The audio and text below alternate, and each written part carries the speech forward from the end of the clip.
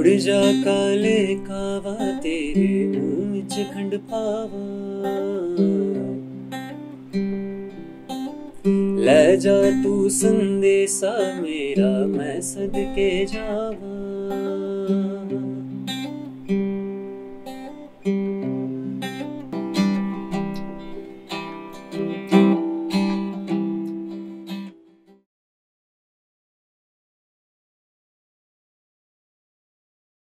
जोगी भाई का स्वागत है हमारे फनकास्ट शो में। कैसे हो भाई? बहुत बढ़िया भाई। अभी तो भाई आज बहुत सारी बातें करनी है but I don't know where to start. कहाँ से स्टार्ट करें आप आज बताओ। अभी हम साउंड चेक कर रहे थे ना, हेलो हेलो चेक चेक, तो मुझे एक बहुत ही प्यारी सी बात याद आई। जब मैं पहाड़ों में था मेरे पूरे बैंड के साथ, शायद 2018 या 19 की बात है, हम लोग काजा गए थे 10-15 दिन के लिए। स्पीति वैली। यस, तो वहाँ पे जहाँ पे रुके हुए थे हम, वहाँ पे उनका जो ओनर था वो ये चीज़ बोलता था जब भी हम साउंड चेक वगैरह करते थे या हेलो हेलो चेक बोलते थे, तो ही यूज्ड टू शाउट ऐसा कि हेलो हेलो आवाज़ आ रही है, दिल तक जा रही है। हाँ। तो अभी मैं बोला यहाँ पे चेक करते वक्त मुझे याद आ गया, तो ये सुना दिया। अभी बताओ यार, आप कैसे हो? मैं एकदम बढ़िया हूँ and I am super excited. मैंने कल आपको मैसेज किया था कि मैं आज सो भी नहीं पाऊंगा। यू नो मैं क्यों एक्साइटेड इतना हूँ, क्योंकि म्यूजिक में ना ऐसा कुछ है। मैं आज आप मतलब एक पूरा मैंने टॉपिक रखा है इसके ऊपर, ठीक है, उसके ऊपर हम बात करेंगे कि ऐसा क्या है। आज मैं जोगी भाई से जानना चाहता हूँ लाइक म्यूजिक में इंटरेस्ट आना, इसकी शुरुआत कहाँ से हुई? म्यूजिक में इंटरेस्ट बचपन में शायद 5th स्टैंडर्ड में था, आई गेस 2005-2004 में। उस टाइम पे ही, क्योंकि पापा बहुत अच्छा गाते हैं मेरे, इज पिच परफेक्ट, तो उनको सुन सुन के फिर मेरा मम्मी साइड का जो पूरा मायका है, मेरे मामा दोनों बहुत ही अच्छे म्यूजिशियंस हैं। तो पहले से वो ब्लड में थोड़ा बहुत डीएनए में रहा, मतलब बैकग्राउंड आपका म्यूजिक वाला ही था। यस, आसपास थोड़ा सराउंडिंग ऐसा। तो 5th स्टैंडर्ड से ही मुझे थोड़ा सा इंटरेस्ट था, तो पापा ने तबला लेके दिया एंड देन मैंने शुरुआत ही तबला बजाने से की। कुछ 3-4 महीने मैं क्लास गया था तबला सीखने के लिए। उसके बाद फिर खुद से ही बजाता रहा, प्रैक्टिस करता रहा। अभी भी है वो तबला, वो जो टेबल है सामने, वही तबला है वो जो 5th स्टैंडर्ड में उसका टेबल मेरा पहला इंस्ट्रूमेंट लाइफ का। उसको मैंने अभी टेबल। तो अभी भी मतलब लाइक आपने सब इंस्ट्रूमेंट जो आपको बचपन में मिले वो सब संभाल के रखे? कुछ है। हाँ, एक वायलिन है जैसे, एक ये तबला है, फिर और एक फ्लूट थी मेरे पास जो शायद अभी कहीं अंदर पड़ी होगी। ऐसी कुछ चीजें हैं जो संभाल के रह गई है। ऐसा भी नहीं कि रखना था सुवेनियर, ऐसा कुछ नहीं था, पर अच्छा लगता है अगर सामने होता है तो। ऐसे काफी इंस्ट्रूमेंट घर में भी पड़े हुए, पैक करके रखे हुए हैं पुराने। यस, मेमोरीज लाइक क्रिएटेड हो। धीरे धीरे आएंगे सब। अब आज मतलब सब बातें करेंगे, पूरा आपको अनलॉक कर देंगे। वैसे मैं आपको बता दूं, आज हमारी एक टैगलाइन है फनकास्ट की कि अनलॉक द ह्यूमन बॉडी। पूरी हम ह्यूमन बॉडी उसको हम अनलॉक करते हैं, ठीक है। मैं बचपन से गेमर रहा हूँ, तो मैं गेम्स बहुत खेलता हूँ कंप्यूटर में। तो जब से कंप्यूटर लिया तब से मैं यू नो गेम्स बहुत खेली है। एक ऐसी प्यारी सी मेमोरी है जिसमें अभी आज भी याद करता हूँ मैं उसको, क्योंकि हम आज भी खेलते हैं। मैं, जीसस, तेजस, फिर मेरा पार्टनर ध्रुव है। हम लोग कभी कभी पूरी रात मॉर्टल कॉम्बैट खेलते हैं। तो मैं आज भी याद करता हूँ कि मॉर्टल कॉम्बैट जो गेम है, अभी तो उसका 12th पार्ट चल रहा है। जब 3rd पार्ट नया आया था, मॉर्टल कॉम्बैट 3, तो मैं और मेरी मम्मी खेलते थे।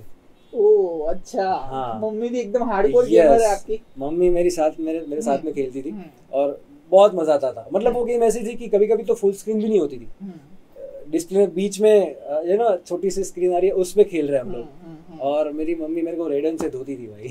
जीजस भाई ने बोला, हमने उनके साथ पॉडकास्ट किया है। तो हम लोग बात कर रहे थे गेम की, राइट? तो जीजस भाई के साथ हमने जस्ट प्रीवियसली पॉडकास्ट किया ना, तो उन्होंने बताया कि हम और जोगी और तेज लाइक वो सब ना एकदम पूरी रात गेम हमने खेला है। और इनफैक्ट वो जस्ट रिसेंटली हमने जो पॉडकास्ट किया ना, उसके 1-2 दिन पहले ही ऐसा कुछ सीन था कि हमने पूरी रात भर वो बोले थे। 1-2 बार तो ऐसा सीन हो ही जाता है। तो लाइक हार्डकोर गेमर का ये जो शौक है वो कहाँ से आया? वो भी मुझे पता नहीं यार कहाँ से आ गया, क्योंकि टेक का शौक था मेरे को। ऐसा नहीं, देखो कैसा होता है, एक होता है ना कि जो शौक चढ़ता है पर वो नेचुरली होता है। हाँ। कि हमें वो पता नहीं होता कि कहाँ से ऐसे बस वो पसंद है जैसे कि म्यूजिक। पर एक ना पॉइंट ऐसा कॉन्शियस पॉइंट होता है कि यहाँ से अब थोड़ा ज्यादा करना है क्योंकि ये मेरा टर्निंग पॉइंट है, इसमें मुझे कुछ दिखा, करियर लंबा दिखा। तो लाइक वो कौन सा पॉइंट था कि हाँ ऐसा गेमिंग में आपको बहुत मजा आ रहा है, आप सब चीजें भूल जा रहे हो, कुछ आपको याद नहीं आ रहा जब गेम खेलते हो तब? मेरा ऐसा था कि पहले से ही जब से कंप्यूटर आया तब से ही जब कंप्यूटर नहीं भी था, खिलौने भी थे तो भी मैं खोल देता था उसको। ठीक है, मेरा ऐसा नेचर रहा है पहले ही, रैंचो जैसा। ठीक है। तो जब कंप्यूटर आया तो उसे और जानने की चुल हुई कि भाई अभी तो इसमें और जानना है ना, क्योंकि टेक है और इंटरेस्ट बहुत ज़्यादा बढ़ गया इंटरेस्ट टेक में, तो उसे और जानने का मन हुआ। अब कंप्यूटर में उस टाइम पे ऐसी कोई चीज़ नहीं थी मेरे पास दिमाग में जो मैं कर पाऊँ, है ना। गेम्स एक ऐसी चीज़ थी जिसमें मुझे थोड़ा सा इंटरेस्ट भी था कि हाँ इंटरेस्टिंग है क्योंकि उसमें स्टोरीज है, कहानियाँ है उसमें, है ना। हर कोई गेम है, अगर पिक्सेलेटेड गेम भी है कोई भी, तो उसमें भी एक कहानी तो होती है, एक बैक स्टोरी हर एक गेम की होती है और वो बहुत खतरनाक होती है भाई, है ना। और अगर आप गेम्स की स्टोरीज देखोगे ना तो आपको मूवीज की स्टोरीज कुछ भी नहीं लगेगी उसके सामने। इतनी खतरनाक, इतनी फैली हुई, इतनी ब्रॉड वाइड एंगल होता है उसमें, बहुत ज्यादा एंगल अचीव करना रहता है स्टोरी का। Yes exactly. और ज्यादा अच्छी इसलिए लगती है क्योंकि आप उसमें इन्वॉल्व होते हो, आप उसमें मेन कैरेक्टर होते हो, हीरो होते हो, ऐसा। तो कहानियों का शौक है पहले से, उसके चक्कर में वो गेम ज्यादा पसंद आ गई। तो जब से ये पता पड़ा बचपन में कि हाँ यार इसमें तो कहानियां है, इसमें रोमांच है, बहुत सारा रोमांचक चीज है बहुत सारी करने को, तो फिर और घुस गया मैं उसके अंदर, तो फिर और मजा आने लगा मुझे खेलने में, ऐसा। और सबसे ज्यादा मेरे ख्याल से काफी लोगों का जो भी गेमर्स रहे उनका स्टार्टिंग पॉइंट काउंटर स्ट्राइक हो गया, है ना, CS, फिर वाइस सिटी हो गया, GTA। तो ये सारी गेम्स ऐसी है, वाइस सिटी तो मेनली एग्जैक्टली। तो ये सारी गेम्स ऐसी है जो शुरुआती दिनों में सारे गेमर खेलते थे, है ना। तो मैंने भी वहीं से चालू किया था ऐसा कि काउंटर स्ट्राइक खेलता था बहुत मैं, फिर GTA वाइस सिटी। तो पता पड़ा कि अच्छा ओपन वर्ल्ड गेम होती है, तो ओपन वर्ल्ड में तुम कुछ भी कर सकते हो, तुम रैंडम चीजों पे जाके मिशंस कर सकते हो, जॉन, ये सब यस कैरेक्टर, हाँ बहुत ही आइकॉनिक कैरेक्टर, अभी भी याद है भाई कि ये मिशन करा था, वो ये करा था, exactly, correct, right. Like what are the plans, आगे अब क्या करना है आपको? प्लान्स मैं ज्यादा नहीं बनाता। मैं सिर्फ लाइफ में whatever career wise, music wise, ऐसा कोई प्लान नहीं है और ज्यादा बड़ी टीम करना है, 11 की 22 करना है? नहीं, मेरा ऐसा कुछ मेरा तो कभी फेमस होने का भी प्लान नहीं था भाई। अच्छा। कि भाई मुझे फेमस होना है, मुझे बहुत ज्यादा फॉलोअर्स हो या मुझे बड़े बड़े शोज हो, ऐसा। मेरा बस पहले से, क्योंकि मैं थोड़ा सा घूमा हूँ, बहुत ज्यादा नहीं घूमा हूँ, क्योंकि ट्रैवलर लोग काफी घूमते हैं, मैं उतना भी नहीं घूमा हूँ, पर मैं अपनी लाइफ में जितना भी घूमा हूँ मैंने एक चीज महसूस की है कि आपको लाइफ में क्या करना है एज एन आर्टिस्ट, आपको अपने आर्ट को कहाँ लेके जाना है, उससे ज़्यादा इम्पोर्टेंट है ये चीज़ है कि आप जो कर रहे हो आर्ट में, आप उससे खुश हो कि नहीं हो। करेक्ट। क्योंकि क्या होता है ना कि हो सकता है कि 5 साल पहले मैं जो कर रहा था और मैं आज जो कर रहा हूँ उसमें ज़मीन आसमान का फ़र्क हो सकता है कि मैंने 5 साल पहले जो सोचा था वो शायद मैं आज ना कर रहा हूँ, और कुछ भी हो सकता है, इंप्रूवमेंट भी हो सकता है और डिक्रीमेंट भी हो सकता है। एग्जैक्टली। तो वो रियलिटी चेक होना हर मोमेंट पे जरूरी है कि तुम जो करना चाहते थे म्यूजिक में वो तुम्हें मिल रहा है या नहीं मिल रहा है। करेक्ट। फेम, पैसा या इंस्ट्रूमेंट्स वो सारी सेकेंडरी चीज है। सबसे पहले आता है कि क्योंकि अगर मजा नहीं है तो फिर चाहे परफॉर्म करने में और इतना फैन फॉलोइंग डेवलप करने में, चाहे 9 to 5 कंप्यूटर के सामने बैठ के जॉब करने में कुछ फर्क नहीं है। फर्क नहीं है। करेक्ट। आप एंजॉय नहीं कर रहे हो तो exactly. कुछ फर्क नहीं है, वो एक करना पड़ रहा है, वो first person point of view से बता रहा हूँ। हाँ, या राइट। थर्ड सामने वाले को तो नहीं पता पड़ेगा ऐसा। अगर मैं कितना भी दुखी हूँ, अगर मुझे नहीं करना था कभी परफॉर्मेंस में, थक चुका हूँ, फिर भी इस कैमरे में नहीं दिखेगा ना अभी। जो देख रहा है उनको तो नहीं पता है, उनको तो लगेगा कि हाँ भाई जो कि भाई ये सूफी शोज करते हैं, वाह वाह वाह इनकी कहानी है, इतनी इंटरेस्टिंग है, लाइफ है, उनको तो वही लगेगा, है ना। हालांकि है ऐसा ही पर एक एग्जांपल था कि अगर मैं खुश नहीं हूँ, है ना, तो कोई सेंस नहीं बनता। हाँ, वो वाइब ही मैच नहीं होगी, आप समझो। एग्जैक्टली, फॉलोअर्स का, पैसों का, ये सारे इतने सारे इंस्ट्रूमेंट्स का। करेक्ट। अब यहाँ पे जितने भी इंस्ट्रूमेंट्स है इसमें से 90% इंस्ट्रूमेंट्स नॉन यूज है। अच्छा, मुझे 4-5 दिन में एक बार या हफ्ते में एक बार 5 मिनट मन कर गया कि मुझे ड्रम बजाना है तो मैं यहाँ के बैठ जाता हूँ। मुझे कभी मन कर गया कि भाई कुछ समझ नहीं आ रहा है, 2 मिनट पियानो बजा लेता हूँ, तो मैं यहाँ बैठ जाता हूँ। कभी चलते चलते तानपुरे को ट्रुंग ट्रुंग ट्रुंग मार दिया और साह लगा लिया।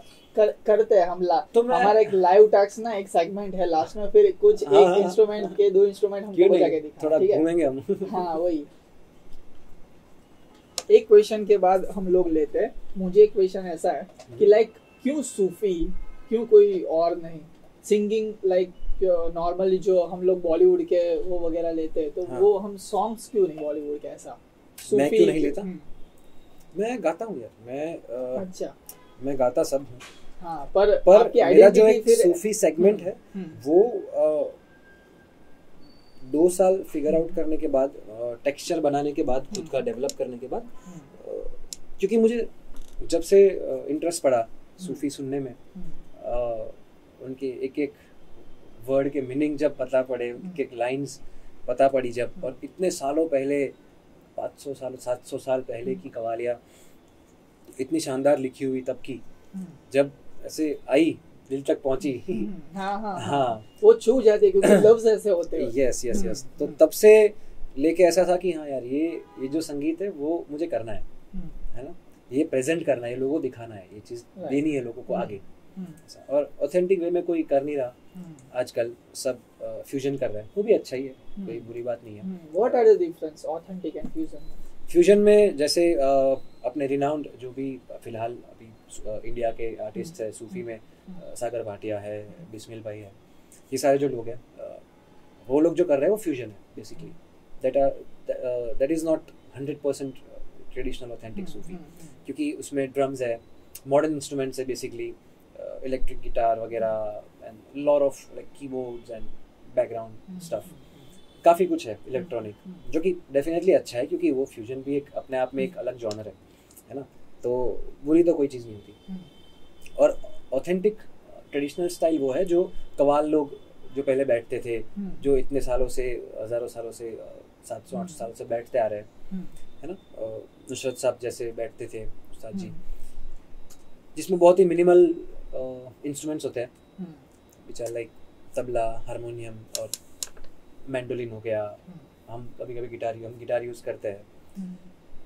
तो बस ये फ़र्क है कि फ्यूजन में दूसरे जॉनर्स मिक्स करते हैं, जैसे ड्रम्स, इलेक्ट्रिक गिटार वगैरह आ गया तो रॉक का फ्लेवर आ गया, उसके साथ तबला ढोलक मिक्स कर दिया तो सूफी फ्यूजन हो गया, वो रॉक सूफी। तो वैसे अलग अलग फ्यूजन्स होते हैं, कोई इलेक्ट्रो सूफी करता है, राइट, और मैं ट्रेडिशनल करता हूँ, मैं सिर्फ तबला हारमोनियम। क्या मैं बीच में इसलिए थोड़ा स्माइल कर रहा था क्योंकि सूफी का ना जब हम नाम लेते हैं ना, तब एक बहुत बड़ा नाम हमारे सामने आता है कि लाइक वो जिसने गाया था 700 की माला, राइट, राहत, हाँ, फतेह अली खान जी, राइट। तो उनके बारे में क्या आपका विचार है, क्या पॉइंट ऑफ व्यू देना चाहते हो, कैसे लगता है आपको? वो तो भगवान समान है भाई मेरे, आप देख सकते हो यहाँ पे भी उनका पेंट किया हुआ है मैंने, सबसे ऊपर बिठाया उनको। अच्छा। नुसरत साहब को, उस्ताद जी को, काफी कुछ उनको देख के सीखा मैंने, उनके इंटरव्यूज। हाँ, वो सीखे क्या हो, एक कोर थिंग ऐसा कि उन्होंने अपनी पूरी लाइफ संगीत को दी, पूरी लाइफ। मैं उनकी कहानियां भी सुनता था, मेरे मामा भी उनकी कहानियां बताते थे, तब तो छोटे थे तो पता नहीं था कौन है नुसरत साहब, उस्ताद जी कौन है, अब पता पड़ रहा है ऐसा। तो वो भी कभी कभी कहते थे, और तब कहते थे कि उनके घर में अगर किसी की शादी भी है, क्योंकि उनका बहुत बड़ा फैमिली था, वो 7-8 भाई थे, जिनमें से उनका जो एक छोटा भाई था, उनके बेटे राहत फतेह अली खान है, राइट, फारूक साहब के बेटे उस्ताद जी के। तो अगर उनके घर में शादी भी होती थी, कभी भी कोई फंक्शन होता था, तो नुसरत साहब को कभी कभी पता भी नहीं होता था। अच्छा। वो झूले पे बैठ के, अपने हारमोनियम पे बैठ के वो गुनगुनाते रहते थे, उनको एहसास भी नहीं होता था। हाँ, उनको एहसास भी नहीं होता था कि मेरे आसपास कुछ फंक्शन है मेरे घर में, या तो बहुत इंटेंस हो गया, भाई की शादी है या कुछ तो है ऐसा। तो उतनी उन्होंने अपनी लाइफ संगीत को दे दी थी। और हम तो उनका 0.001% भी दे दे तो बहुत बड़ी बात है। वहां तक तो शायद मर्दन तक पहुंच भी नहीं पाएंगे। अच्छा, उस लेवल पे इंस्ट्रूमेंट भी नहीं होते थे ना, आई थिंक बहुत पहले की बात है। हाँ, कुछ भी नहीं तब तो, सिर्फ तबला, हारमोनियम, ढोलक ज्यादा से ज्यादा, और बस क्लैपर्स होते थे जो जोर जोर से क्लैप्स करते थे। हमारे ना जस्ट रिसेंटली एक गेस्ट आए थे भव्य पटेल करके, जिन्होंने Guinness book of world record में अपना नाम दर्ज करवाया है। उनके पास ना 3 रिकॉर्ड है। अच्छा। कि सबसे छोटे वो थे तब उन्होंने बहुत सारे एक साथ इंस्ट्रूमेंट बजाए थे, वो 30+ इंस्ट्रूमेंट एक ही साथ बजा सकते हैं। वाह। और अभी जस्ट रिसेंटली उन्होंने 30 घंटा जस्ट लिक्विड पर रह के 30 घंटा नॉन स्टॉप उन्होंने कच्ची ढोलक बजाया। हाँ, यस मैंने स्टोरी देखी थी। हाँ, सूरत में ही। हाँ, सूरत के। यस। तो वो ना लाइक बहुत सारा एक साथ इंस्ट्रूमेंट बजा सकते हैं। तो ऐसा कुछ आप में है, एक ही साथ आप बहुत सारा बजा सकते हो? हाँ, मैं कभी तबला और ड्रम बजा लेता हूँ साथ में। और हाँ, काफी सारे, क्योंकि मेरा जो इलेक्ट्रॉनिक सेटअप है अभी जिस पे मैं वर्क कर रहा हूँ, जो और एक सेगमेंट है जो कि एक्सपीरियंस का, which is completely based on electronic music, experimental music, techno. वो सारा भी है। ऐसा कुछ नहीं है कि मैं सिर्फ सूफी गाता हूँ। मैं सब कुछ करता हूँ भाई। As far as it's music मैं करता हूँ। एक सेगमेंट ये हमारा ओवर हो चुका है। एक फरमाइश आई है कि एक गाना सुना दो प्यारा सा, जोगी भाई, सांसों की माला। सांसों की माला सुना देते हैं भाई। गिटार मिल जाएगा भाई मुझे, लास्ट वाला। लव फ्रॉम सूरज, जोगी भाई कैन यू सिंग उड़ जा काले कावा? वो तो अपना आखिरी गाना है भाई, वो मैं आखिरी में गाऊंगा। आखिरी, ओके। तो आपको आखिरी तक बने रहना पड़ेगा। थैंक यू भाई। यार ये शो में पलाठी मार के बैठता हूँ ना, तो यहाँ भी आदत हो गई है मुझे, तो यहाँ भी मैं पलाठी मार के बैठ गया। दुख रहा। क्या बात है गाइस, थोड़ा चीयर अप करना और बने रहना हमारे साथ। हाँ, गाने बीच बीच में गाते रहेंगे हम, पर उसके लिए आपको सुनना भी पड़ेगा, कि जब तक कहानी नहीं जानी तो क्या गाना सुना फिर मेरे मुंह से, है ना भाई? क्या बात है। मैं ट्यून कर लेता हूँ, मुझे 1 मिनट ये sir. Done.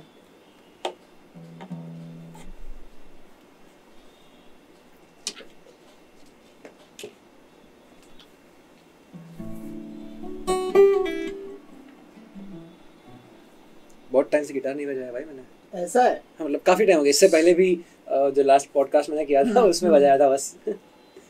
Podcast to podcast ही जाते हैं भाई गिटार में। और उससे पहले हाँ, अभी एक मेरा आने वाला है शो, पर मैं अभी रिवील नहीं कर रहा हूँ क्योंकि ऑन एयर होने वाला है वो। ओके। कभी भाई ऐसा कभी ख्याल आया कि खुद का कोई सॉन्ग लिखे और फिर उसमें दे म्यूजिक? भाई मेरे खुद के 50 गाने रेडी है पर मैंने बोला ना अभी कि अपलोड नहीं किया भाई। हाँ। मैंने तो एक मेरा बिजनेस साइड हमेशा से कच्चा रहा है।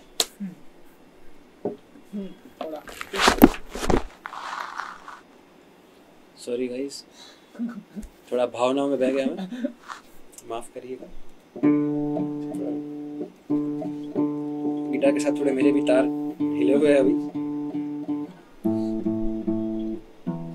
काफी दिनों से बैक टू बैक शोज चल रहे हैं। अगर आप इंस्टाग्राम पे हो तो आपको पता ही होगा।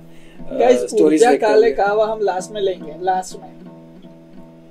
यस, अगर आप देख रहे हो तो जरूर लेंगे।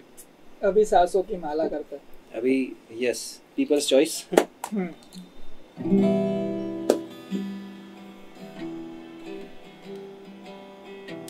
मेरी पसंदीदा लाइन सुनाता हूँ। क्या बात है? प्रेम पे आला जब से पिया है, जी का है ये हाल। प्रेम पे आला जब से पिया है, जी का है ये हाल।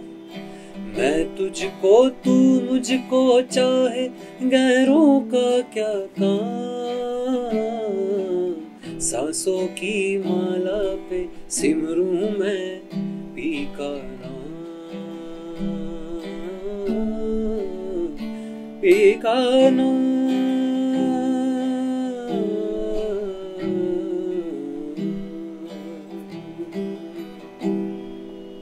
क्या बात है, क्या बात है। बने रहिए ऐसे और प्यारे प्यारे कुछ गानों के लिए फिर से आएंगे हम। ये गाने से एक बात याद आई। यस भाई। रोमांटिक हो लाइफ में कभी भी? हाँ भाई बहुत। क्या मतलब आपका रोमांस, मतलब लव लैंग्वेज क्या है आपकी? लव लैंग्वेज मेरा केयर है भाई। केयर करता हूँ मैं। फर्क पड़ता है मुझे जिससे मैं प्यार करता हूँ, वो ठीक है, वो केयरिंग नेचर, वो खुश है, मजा आ रहा है उसे। तो ये मेरा केयरिंग नेचर है थोड़ा सा। कभी कभी होता है कि अपनी धुन में, जैसे मैंने बोला कि ज़्यादातर रहता हूँ मैं, तो कभी कभी कुछ चीज़ें मिस आउट हो जाती है, बट फिर याद आ जाता है, लकीली हो जाता है ठीक सब। तो हाँ, एक तो केयरिंग नेचर है मेरा, पसंद है मुझे प्यार करना। यस ठीक है। आज बड़ा रिवील करता है। एक क्वेश्चन पूछता हूँ जहाँ पे यूजुअली गेस्ट ना थोड़ा शर्मा जाते हैं। लाइक जोगी भाई के लिए प्यार क्या है? What is love? मेरे लिए प्यार, डेफिनेशन क्या है प्यार की? प्यार की डेफिनेशन मेरे लिए वो है एक बहुत ही इम्पोर्टेंट, एक बहुत ही प्यार भरा कंपेनियनशिप आपकी लाइफ में हो। ऐसा कंपेनियनशिप जो आपको समझे, 100% नहीं, 50% अंडरस्टैंडिंग चाहिए। 50% बहुत है। 50% अंडरस्टैंडिंग, अगर 50-50% दोनों तरफ से अंडरस्टैंडिंग है तो बहुत है। 100% समझना, आई डोंट थिंक कि कोई किसी को समझ पाएगा। वही है ना। बस एक 50% अंडरस्टैंडिंग हो एक दूसरे में, और ऐसा कंपेनियनशिप हो जो उठने से लेके सोने तक जिसको आप खुशी खुशी निभा पाओ, तो वो मेरे लिए प्यार है। ओके। कभी दिल टूटा है आपका जिंदगी में? हाँ भाई, दिल तो टूटा है। उसका हालांकि उसका असर ऐसा कभी नहीं रहा कि भाई दिल टूटा तो ज़्यादा म्यूजिक कर लिया, या दिल टूटा इसलिए। मेरे और म्यूजिक के, ये मैं हर पॉडकास्ट में कहता हूँ आई गेस, कि मेरे और म्यूजिक के बीच में ऐसी कोई कड़ी नहीं कभी रही है जो मुझे म्यूजिक के साथ जोड़ती है। मेरा और म्यूजिक का अलग रिलेशनशिप है, जिसके बीच में कभी कोई आया नहीं है, और कभी शायद आएगा भी नहीं। ऐसा कभी नहीं हुआ कि यार ये चीज़ हो गई मेरे साथ तो मैं आज म्यूजिक नहीं करूँगा, या ये चीज़ हो गई तो मैं म्यूजिक छोड़ दूंगा, या ये चीज़ हो गई तो म्यूजिक और करूँगा, या ये हो गया तो मैं अब और ध्यान और फील आ गई गाने में। ऐसा कभी नहीं हुआ। वो हमेशा से अंदर रहा है जो म्यूजिक रहा है वो, और प्यार जो रहा है वो हमेशा अपनी जगह पे रहा है। हाँ, इक्वली इम्पोर्टेंट है दोनों चीज़ें, क्योंकि अल्टीमेटली तो कनेक्टेड ही है सारी चीज़ें। एनर्जी लेवल पे आप देखोगे तो सब कनेक्टेड है। यस, पर हाँ, कभी जरिया नहीं रहा है मेरा प्यार म्यूजिक को लेके। जिंदगी में सबसे बुरा वक्त कब देखा था? सबसे बुरा वक्त, मैं वक्त को कभी ऐसे बुरे उसमें डालता नहीं हूँ, मुझे पसंद नहीं है।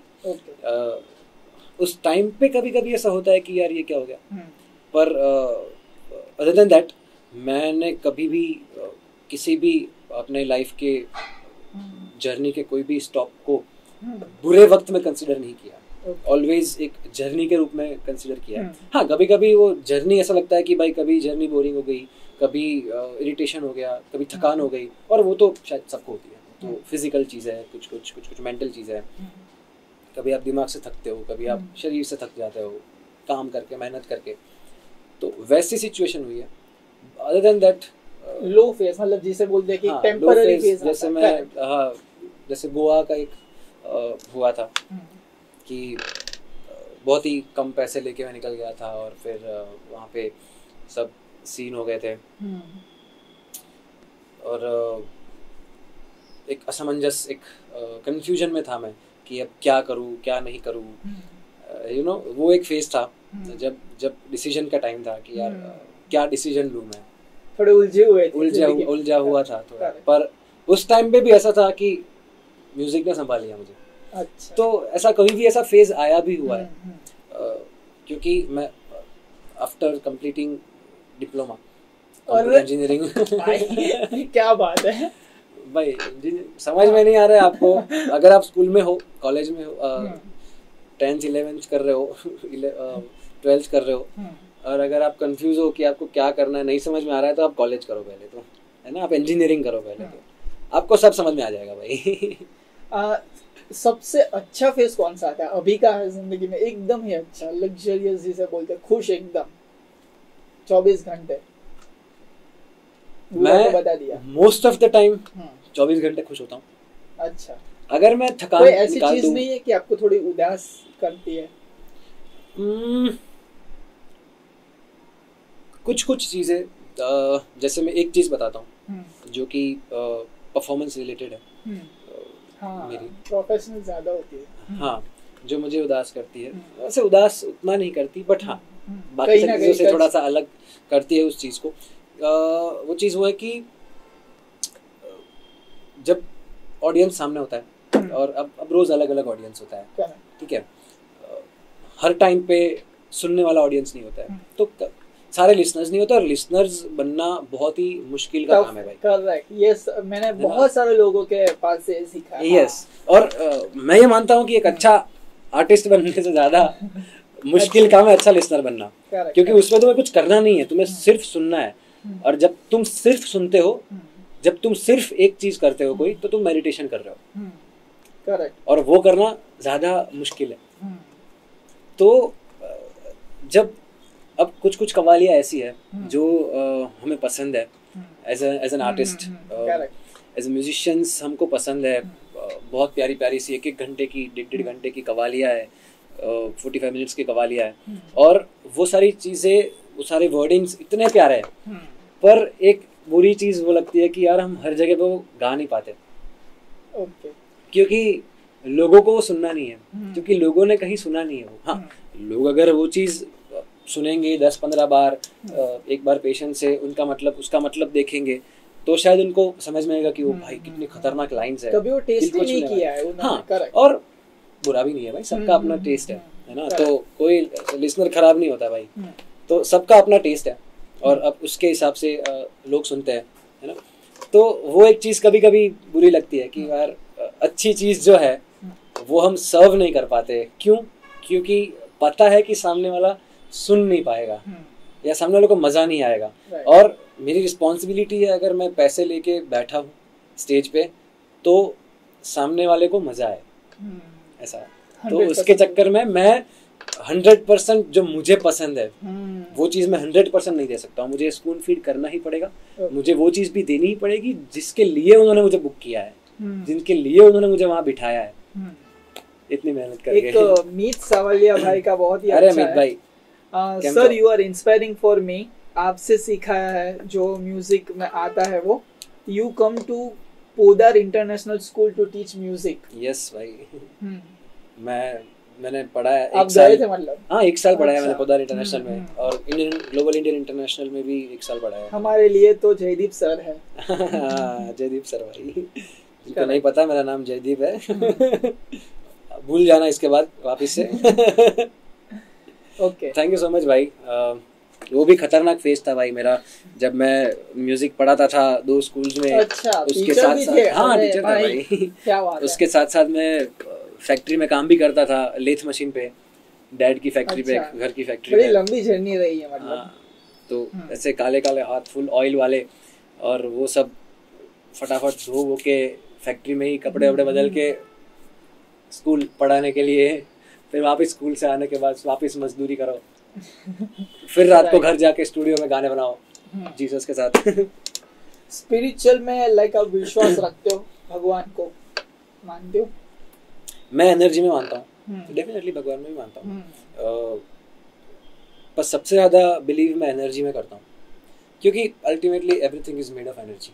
ओके, ये ना बड़ा मजेदार सा क्वेश्चन है मेरे लिए, क्योंकि रनमाल भाई जैन आप शायद पहचानते होंगे, तो वो हमारे रनमाल भाई जैन जो पोएट्री करते हैं। अच्छा, हाँ हाँ हाँ हाँ, वो हमारे शो पे आए थे। अच्छा। उन्होंने भी बड़ा ऐसा कहा था कि मैं एनर्जी में विश्वास करता हूँ, राइट, और बड़ा सुंदर सा उन्होंने पूरा आंसर उन्होंने दिया था। तो लाइक एनर्जी कैसे आपको हील करती है?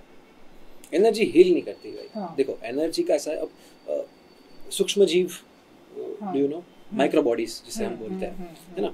अब देखो किसी भी चीज़ का 100% ठोस सबूत मेरे पास तो नहीं है ना, क्योंकि मेरा रिसर्च उतना नहीं है, कभी भी रहा नहीं है। मैं तो जितना बोल रहा हूँ उतना सिर्फ पर्सनल एक्सपीरियंस से बोल रहा हूँ, जो मैंने महसूस किया है बेसिकली, क्योंकि ना मेरे पास कोई फैक्ट्स है, ना मैंने कुछ रिसर्च करके रखा हुआ है कि मैं आपको बोलूँ कि आप चेक कर सकते हो जाके, ये है, ये वो है। मुझे नहीं पता, ये सारी चीज़ें मिथ है, या इसमें से क्या क्या चीजें रियल है, आई डोंट नो भाई। पर बिलीवनेस क्या है वो मैसेज डायरेक्ट मेरा मैं क्या महसूस करता हूँ, वही आपके ओपिनियंस। यस, अब जो माइक्रो बॉडीज है वो हमारे आसपास एटमॉस्फेयर में हमेशा रहती है ना। अब हर किस्म की माइक्रो बॉडीज है, नेगेटिव भी है, पॉजिटिव भी है, इरिटेटेड भी है, खुश भी है ना। तो अलग अलग बहुत सारी माइक्रो बॉडीज हमारा मैग्नेट जैसा काम करती है बेसिकली। अगर आपका दिमाग जो भी सोच विचार में है, आपका दिमाग जो कुछ भी सोच रहा है, आप उसी किस्म की माइक्रो बॉडीज को अपने पास अट्रैक्ट करोगे। अच्छा, अब समझो कि यहाँ पे एक काउंट ले लेते हैं अपने एग्जाम्पल के लिए कि 100 माइक्रो बॉडीज है, उसमें से 50 पॉजिटिव माइक्रो बॉडीज है, 50 नेगेटिव माइक्रो बॉडीज है, राइट। सूक्ष्म जीव। अब मैग्नेट है, मैग्नेट की तरह काम कर रही है, ठीक है, एक पॉजिटिव है एक नेगेटिव है। अब आपका दिमाग अगर एकदम हैप्पी है, खुश है, अगर आपका दिमाग क्लियर है, और रिफ्लेक्शन तभी दिखता है ना जब पानी साफ हो।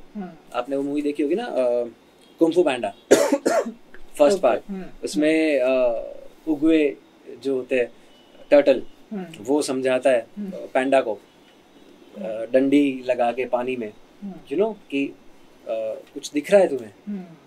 पांडा बोलता है भाई नहीं, there's nothing, कुछ नहीं दिख रहा है। अपना ही है, पर हाँ। जैसे ही डंडी हटाता है वो पानी शांत होता है, पानी शांत हुआ तो रिफ्लेक्शन दिखा, Correct. तो अपना चेहरा दिखा, ऊपर क्या दिखा, ऐसा। तो मुझे लगता है कि जितनी भी ये आसपास जो माइक्रो बॉडीज है, ठीक है, वो सारी हम अट्रैक्ट करते हैं। अब हमारे दिमाग में अगर पॉजिटिव एटीट्यूड है तो we will attract the positive micro bodies, और अगर हमारे दिमाग में थोड़ा नेगेटिव इम्पैक्ट है तो हम नेगेटिव माइक्रो बॉडीज को अट्रैक्ट करते हैं। जवाब दिया, क्या बात है। हाँ, तो मुझे नहीं पता कितना सही है कितना गलत है, बट मैंने ये चीज एक्सपीरियंस की है। अगर ये इट्स लाइक प्लेसिबो बेसिकली। अब ये भी हो सकता है, प्लेसिबो भी हो सकता है भाई, है ना, क्योंकि मेरा पर्सनल एक्सपीरियंस है, मैं अगर कभी बीमार भी हुआ, मैं कभी दवाई भी खाता हूँ, तो दवाई जैसे गले से नीचे उतरती है ना, है ना, और नेचुरल होता है ये चीज। दवाई जैसे गले से नीचे उतरती है ना, तुम अपने आप सोचने लगते हो कि हाँ यार अब तो ठीक हो ही जाएगा। एक पॉजिटिव एटीट्यूड डेवलप होना चालू हो जाता है दिमाग के अंदर। यस, अब चाहे दवाई कोई भी हो, राइट, हमें नहीं पता, पर वो एक पॉजिटिव एटीट्यूड दिमाग में बनना चालू हो जाता है कि अब तो ठीक हो ही जाएगा ना। तो मेरे ख्याल से 50-60% फर्क तो इस एटीट्यूड से ही पड़ जाता है।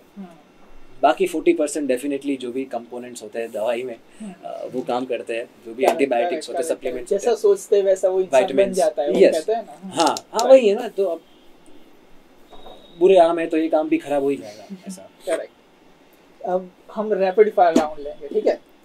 रैपिड फायर राउंड में कौन सी, पहले क्वेश्चन है, कौन सी ऐसी बहुत ही वियर्ड रिक्वेस्ट आई आपके पास कि ये सुना दो गाना, और आप फिर बोल रहे हो कि यार ये तो है ही नहीं, हम कहाँ बैठे वो तो देखो, ऐसे कोई वियर्ड रिक्वेस्ट? कौन सा? गुलाबी आंखें। ये आई है रिक्वेस्ट, गुलाबी आंखें सूफी शो में। अरे क्या बात है। नहीं होता है ना कभी कभी, कॉन्सेप्ट क्लियर नहीं होता ना। हाँ। किसी क्लाइंट का, तो उनको आइडिया नहीं होता है कि सूफी मतलब एग्जैक्टली क्या है। आपको कितना हंसना है, मतलब क्या फिर नहीं, मेरा ऐसा एटीट्यूड रहा है ना पहले से, ऐसा एटीट्यूड वाला एटीट्यूड नहीं, बट स्वभाव नॉर्मल है। यस, वो ऐसा रहा हमेशा कि अगर मुझे कोई गाना नहीं पसंद, डेफिनेटली गुलाबी आंखें इज लेजेंडरी सॉन्ग, मुझे पसंद है, मैंने बहुत गाया है। गाना नहीं पसंद ये चीज नहीं है, पर मुझे, मैं इसलिए नहीं गाता हूँ क्योंकि गुलाबी आंखें आपको हर गली नुक्कड़ पे सिंगर को सुनाई देगा, आपको कोई भी सिंगर, कोई अलग टेस्ट नहीं है उसमें, है ना। तो कुछ नया नहीं है। अगर बाकी के जैसा मैं भी गा ही रहा हूँ तो वो तो आपको हर जगह मिल जाएगा। आप मुझे पैसा दे रहे हो, तो मेरी रिस्पॉन्सिबिलिटी है कि मैं आपको और अच्छे गाने सुनाऊं, अच्छा, जो आपको कहीं और सुनने को नहीं मिलेंगे, है ना। हर कोई सिंगर कागज के पंख लेके नहीं गाएगा, मोन्टारे, तो वो सुनो आप।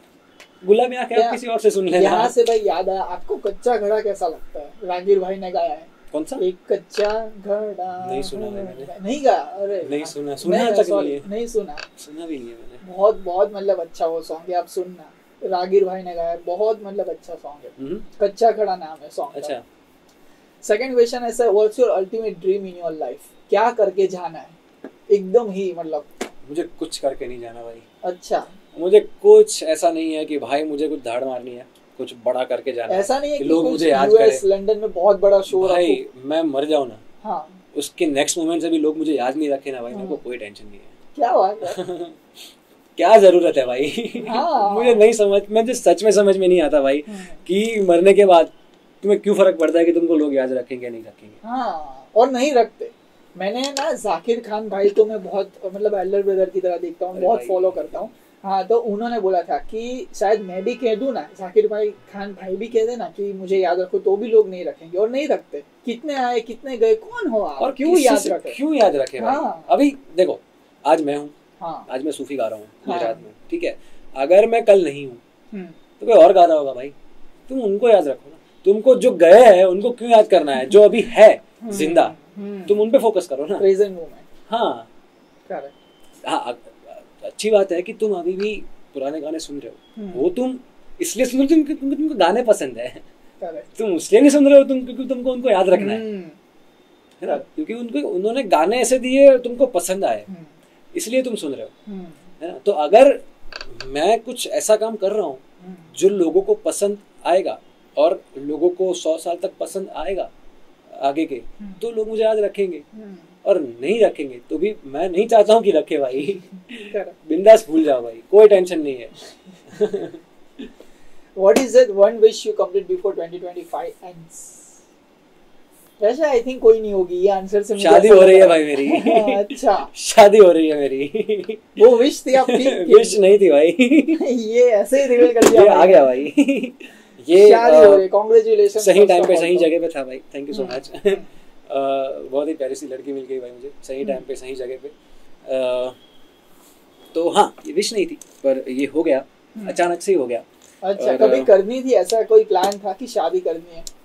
नहीं, मैंने प्लान नहीं था भाई ऐसा, है ना।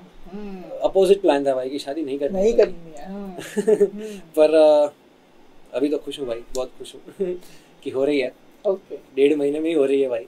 अरे हाँ, और स्टूडियो पे सोने का अभी ये आखिरी महीना है मेरा। 30 नवंबर के बाद। तो हम बहुत ही लकी है कि अभी जस्ट आपकी शादी हो रही है, और वो सब भाग दौड़ में आपने बीच में टाइम निकाल के पॉडकास्ट दिया हमको। अभी तो भाई शादी के कपड़े तक नहीं सिलवाए मैंने। 0 to एडवांस सब प्रिपरेशन अभी तो बाकी है। Okay, what is your favourite place and food? खाने में और रहने में क्या पसंद है? खाने में मुझे कुछ भी दे दो, बिना स्वाद वाला पसंद है। ऐसा कहा था कि कुछ भी दे दो। जीसस भाई ने मुझे खाना सिखाया है भाई। अच्छा, जीसस मिला मुझे, उससे पहले मैं सिर्फ आलू खाता था भाई। ये बता दूं, मैं किसी को नहीं बताया आज तक मैंने, मतलब पब्लिक में नहीं बताया। नहीं, खाना सिखाया भाई। अच्छा, ये वाह। तो मैं सिर्फ पहले आलू खाता था। हाँ, सिर्फ आलू, क्योंकि मेरे पापा आज तक आलू ही खाते हैं। क्या बात है? पैदाइश से लेके अभी तक आलू ही खा रहे हैं भाई। हाँ, आप गुजराती फैमिली में बोर्न एंड ब्रॉट अप हुए हो ना? प्योर गुजराती भाई, काठियावाड़ी। तो भी भाई, तो भी आलू। हाँ, तो फिर सिर्फ आलू। तो अब जब तक मम्मी के साथ खा रहा था मैं, बचपन में एकदम मम्मी खिला रही थी हाथों से, तब तक मैं सब कुछ खाता था। फिर जैसे थोड़ा सा बड़ा हुआ, उल्टा होता है कि वो कुछ नहीं खाते और फिर बड़े होके सीखते हैं। ये भाई का पूरा उल्टा है। तो मम्मी का तो क्या है ना, वो तो करेला लेगी, दाल में डुबो के दे देगी, पता ही नहीं पड़ेगा भाई कि इसमें क्या है। सामने चल रहा है कुछ दूसरा ही टीवी में। यस। और जब से थोड़ा बड़ा हुआ, पापा के साथ खाना चालू किया, तो मैं भी बिगड़ गया पापा के साथ। सिर्फ आलू खा रहा हूँ। और पापा मम्मी के साथ रिलेशन कैसा है आपका? बहुत अच्छा है भाई, पापा मम्मी के साथ फुल सपोर्ट किया उन्होंने मुझे, अभी तक कर रहे हैं। अभी प्राउड फील कर रहा है? अरे डेफिनेटली, मजा आता है उनको। मेरी माँ हर बार रोती है हर शो में। अरे हर शो में अच्छा लगता है ना, कि उनको भी, क्योंकि स्ट्रगल देखा है उन्होंने, देखा है कि पूरी रात मैंने स्टूडियो में 3 दिन 4 दिन बिना सोए काम कर रहा हूँ, फैक्ट्री में काम कर रहा हूँ, रात को स्टूडियो में काम कर रहा हूँ, अलग अलग फ्रीलांस काम कर रहा हूँ, पढ़ने गया हूँ 2 साल बिना अच्छा खाए पिए रहा हूँ मैं। तो उन्होंने जर्नी देखी है, और जर्नी सबकी होती है। ऐसा कुछ नहीं है कि भाई मैंने बहुत स्ट्रगल किया है, अपनी होती है, सब करते हैं, सबकी सुनने में मजा आता है। हाँ, सब सारे आर्टिस्ट, नॉन आर्टिस्ट, सबकी अपनी कहानी होती है भाई। कंप्यूटर इंजीनियर भी होगा ना भाई, उसकी भी अपनी एक कहानी होगी, अगर आप अच्छे से बैठ के सुनोगे तो वो भी इंटरेस्टिंग ही होगी। हाँ, ये ना मैंने सेम जाकिर भाई से ही सुना था। उन्होंने एक इंटरव्यू में बताया था कि आप ना कभी ऐसा हो ना कि जो नॉन आर्टिस्टिक फील्ड है उनको अगर उनके कॉन्टेक्स्ट में नहीं है तो आप उनसे ये मत पूछो कि हमारे देश के प्रेसिडेंट कौन है, हाँ। प्राइम मिनिस्टर कौन है, उनको शायद नहीं पता होगा। लेकिन बैठ के अगर पूछोगे ना कि क्या महसूस कर रहे हो जिंदगी, हाँ। से क्या सीखे, क्या एक्सपेक्टेड है जिंदगी से, बहुत बताएगा, हाँ, उसके पास बहुत है बताने के लिए। कभी ऐसा वर्क और प्रोफेशन में ही मत घुसो या फिर जनरल नॉलेज में ही मत जाओ, उसके बारे में पूछो कि भाई कैसे हो जाओगी भाई, तो वो बताएंगे खुल के कि हाँ भाई देखो कहानी वही है ना भाई, और कहानी तो वही है। डेफिनेटली भाई। If you get a one super power तो आप क्या करना पसंद करोगे? सुपर पावर आपको भगवान दे दे कि मांग ले, तो क्या मतलब कुछ भी हो सकता है, गायब भी हो सकता है। मैं भाई बिना सोचे गाने रिलीज कर पाऊँ भाई, मुझे वो सुपर पावर चाहिए। ये सुपर पावर तो है भी नहीं। हाँ, बिना रिलीज करे बिना सोचे, अच्छा, बिना थॉट प्रोसेस के, बिना सेकंड ओपिनियन के, बिना खुद को अंडर कॉन्फिडेंट में रख के, अच्छा, बहुत सारे क्वेश्चन गाना रिलीज कर पाऊँ भाई। हाँ, मैं गाने रिलीज कर पाऊँ भाई, क्योंकि आई वांट कि अभी आप तक पहुंचे मेरे गाने। और शो की तरह मैं पॉडकास्ट में भी एक ब्रेक लूंगा, अच्छा। 2 मिनट का, आता हूँ। वैसे सिर्फ 2 ही क्वेश्चन है, उसके बाद हम धीरे धीरे एंड तरफ जाएंगे, उसके बाद आप ब्रेक लो। ठीक है। अभी तक पूरी लाइफ से क्या सीखे? पूरी लाइफ से, हाँ, एक लेसन अगर सीखा, जैसे कि मुझे सिखाना हो, मैं एक छोटा सा बच्चा हूँ, आज आपके पास आया कि जोगी भाई क्या मैं ध्यान में रखूँ और कैसे जियो अपनी जिंदगी को, तो क्या लेसन दोगे? मेरा एक रहा है हमेशा, जो मैं लास्ट पॉडकास्ट में भी बात की थी, इसमें भी करूँगा, कि मैंने ना कभी अपनी लाइफ में ऑप्शन बी नहीं रखा। अच्छा, जो है वो यही है। क्योंकि पर मुझे एक बिजनेसमैन ने बताया था, नीरज भाई, उनका एक बहुत ही रिनाउंड हमारे बिजनेसमैन है, सूरत के ही, एथलीट भी है बहुत अच्छे। तो उन्होंने बताया था कि क्योंकि एक बार बैठे थे मेरे साथ एक डिबेट में, तो उन्होंने बताया था, जब मैंने बोला कि ऑप्शन बी नहीं होना चाहिए, सिर्फ ऑप्शन ए ही होना चाहिए, तो उन्होंने बताया था कि नहीं, ऐसा नहीं होना चाहिए, ऑप्शन बी भी होना चाहिए, क्योंकि आपको नहीं पता कि चाहे आप कितने भी कॉन्फिडेंट हो, पर आपको नहीं पता कि वो वर्क करेगा नहीं करेगा। और अगर वो वर्क नहीं करा बाय एनी चांस, इवन 1%, तो भी आपके पास कुछ सेफ ऑप्शन हो, मॉनिटरी ऑप्शन हो या ऐसा कुछ ऑप्शन हो ऐसा। बट मेरा फिर भी थोड़ा सा कॉन्टेक्स्ट है उस हिसाब से कि जब आप ऑप्शन बी रखते हो तो आपका थोड़ा दिमाग तो हिल ही जाता है एक ऑप्शन ए से, ऐसा कि यार चांसेस आपको लगने लगते हैं अंदर ही अंदर। और मुझे माइक्रो बॉडीज की बात की ना, कि जो दिमाग में है उसको सच होने में इतना टाइम नहीं लगता भाई, तुरंत सच होता है भाई, ऐसा। क्योंकि मैंने महसूस किया है, मुझे जो चीज़ चाहिए मुझे सब मिली है लाइफ में, तो मुझे पता है कि मैं उस चीज़ में अच्छा हूँ, मैं कर लेता हूँ। तो इसीलिए शायद मेरा पॉजिटिव एटीट्यूड रहा है पहले से, इसीलिए वो चीज़ शायद मुझे मिली है जो मैं चाहता हूँ। चाहे बीट PS5 और नया टीवी हो, नया कंप्यूटर हो, नया इंस्ट्रूमेंट हो, कुछ भी हो ऐसा, पर वो चीज़ मुझे मिली है क्योंकि मैं उस चीज़ को लेके पॉजिटिव एटीट्यूड में रहा हूँ हमेशा, इसलिए। ठीक है, अब आप ब्रेक लग सकते हो, उसके बाद हम धीरे धीरे एंड तक जाएंगे। डन।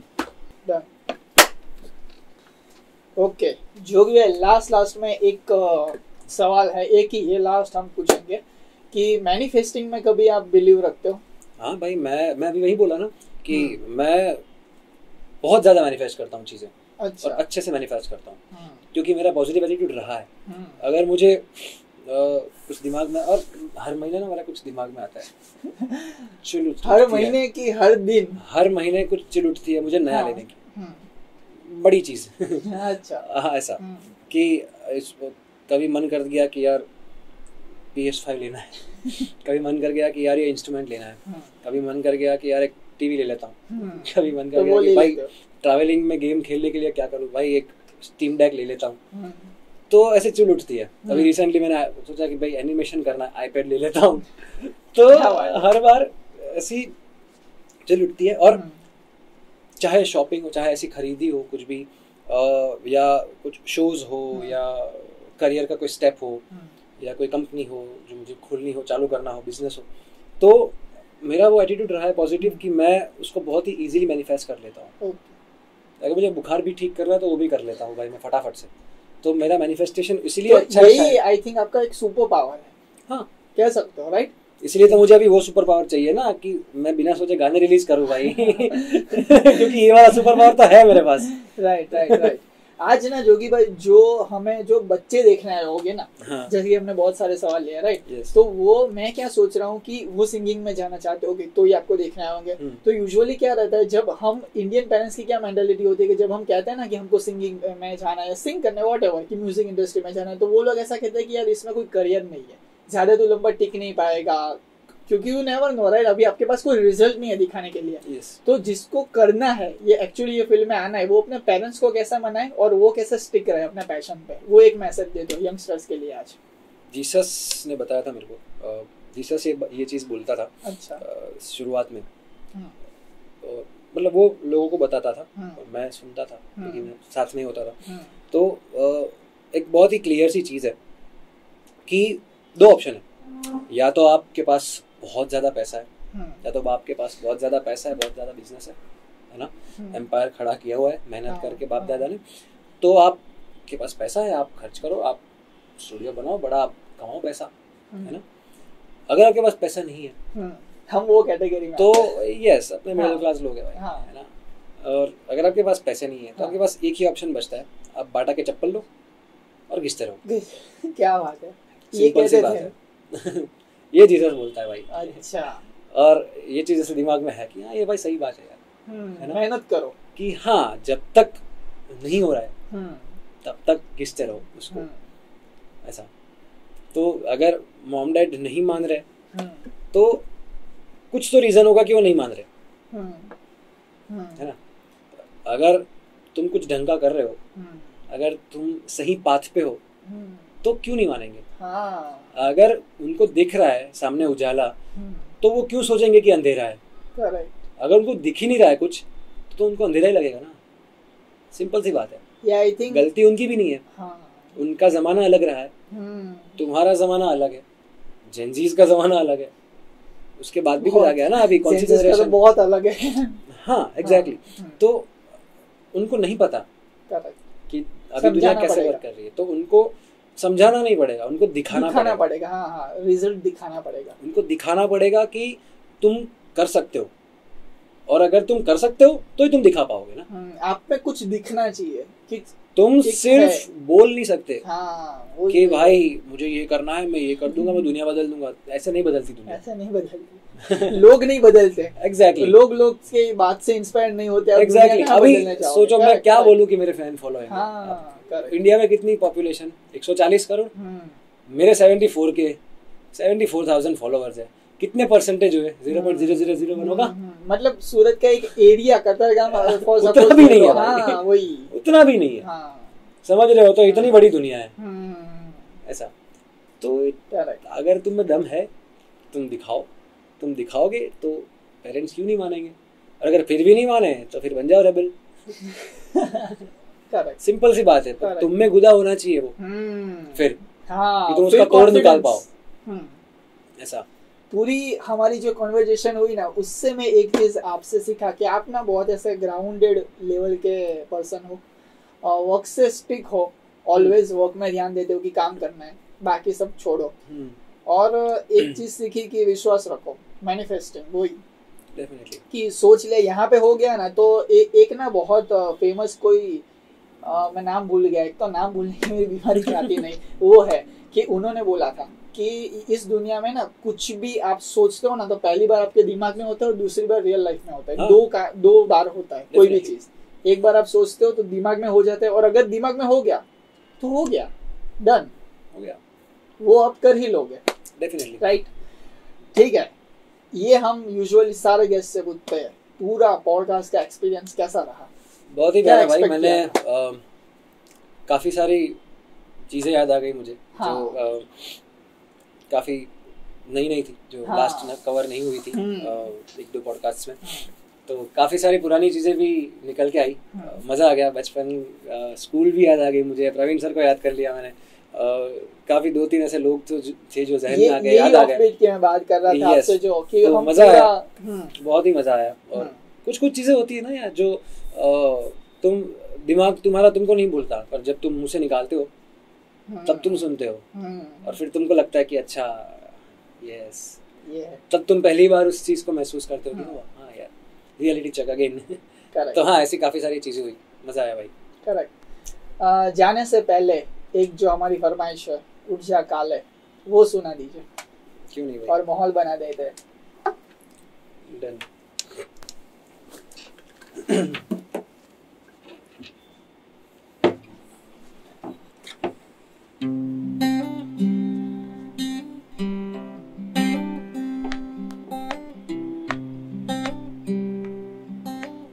उड़ जा काले कावा तेरे मुंह विच खंड पावा, ले जा तू संदेशा मेरा मैं सदके जावा।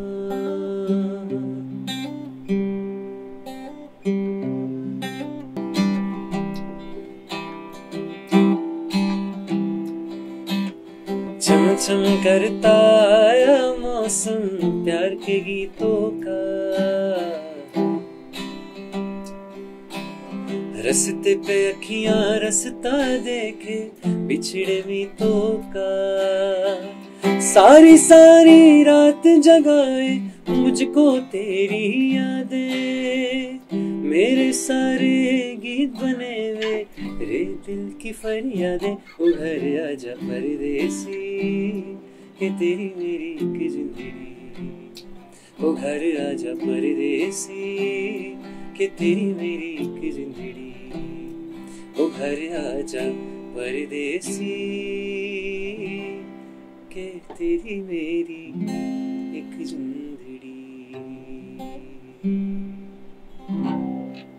क्या बात है, शुक्रिया।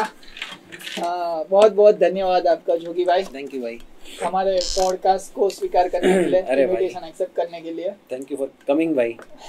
Yes, and thank you so very much आप सभी का भी हमारा पूरा पॉडकास्ट देखने के लिए। अगर आपको पसंद आया हो तो please do like, share, comment and subscribe, और कमेंट्स में हमें बता देना कि आगे आपको और कौन से गेस्ट चाहिए। और एक और बार धन्यवाद जोगी भाई का हमारे शो पे आने के लिए। थैंक यू सो मच भाई। Thank you. ऑलराइट, और पसंद आएगा ही भाई तो आप फटाफट से सब्सक्राइब कर दो, लाइक कर दो और शेयर भी कर दो भाई, जिनको लगता है कि कुछ है इस पॉडकास्ट में कुछ सीखने जैसा है, कुछ अगर आपके आर्टिस्ट दोस्त कोई है, अगर उनको कुछ हेल्प हो जाए, कुछ मोटिवेशन मिल जाए तो I will be very happy to be the medium. Thank you so much भाई। यस, और म्यूजिक के रिलेटेड आपको अगर कुछ कंटेंट चाहिए तो जोगी भाई का please Instagram check it out कर लेना, मैं नीचे डिस्क्रिप्शन में दे दूंगा और मेरा भी आ रहा है, तो do check it out. Thank you so very much again. Thank you.